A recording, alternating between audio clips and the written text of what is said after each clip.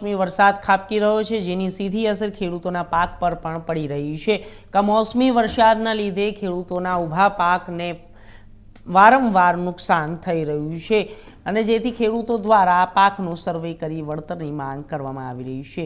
ત્યારે ભાવનગર જિલ્લા ખેતીવાડી વિભાગ દ્વારા કમોસમી વરસાદ બાદની સર્વેની કામગીરી શરૂ કરવામાં આવી રહી છે।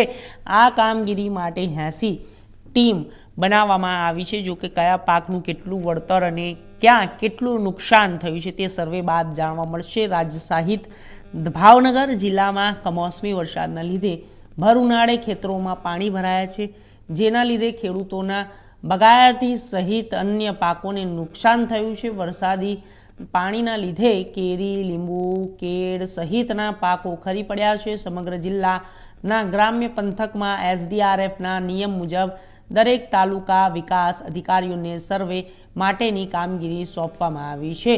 નુકસાનીનો સર્વે કરવા માટે ટીમો બનાવવામાં આવી છે, જેમના દ્વારા ખેતીમાં નુકસાનનો સર્વે હાથ ધરવામાં આવ્યો છે।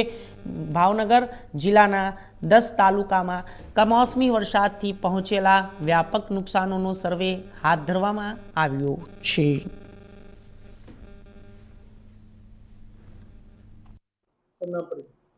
मोहम्मद रिजवान घांची, जिला खेतीवाड़ी अधिकारी भावनगर। સર્વેની કામગીરી હાથ ધરવામાં આવી છે, નુકસાનીને લઈને શું કહેશો? અત્યારે એવું છે કે મહિના પ્રથમ પખવાડિયામાં જે કમોસમી વરસાદ થયો હતો એમાં ખેડૂતોને નુકસાન ન જાય એટલા માટે જિલ્લા ખેતીવાડી તંત્ર દ્વારા ખેડૂતોને એડવાઇઝરી કરવામાં આવી હતી કે જે પાકવા લાયક અથવા તો કાપણી લાયક જે પાક છે એને કાપી લે અને જે ખેતરમાં પડ્યો હોય એને ખડામાં લઈ લે, જેથી નુકસાન ન થાય।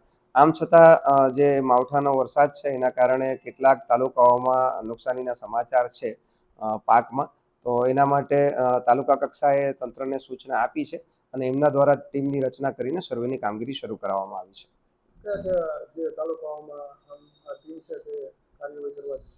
આપણે તમામ તાલુકાઓમાં વધતા ઓછા અંશે વરસાદ હતો, એના કારણે જો અસરગ્રસ્ત વિસ્તારની ફરિયાદ મળી હોય અથવા તો એવા સમાચાર મળ્યા હોય તો એ તમામ તાલુકાઓમાં સર્વે કરવાની સૂચના મળેલી છે।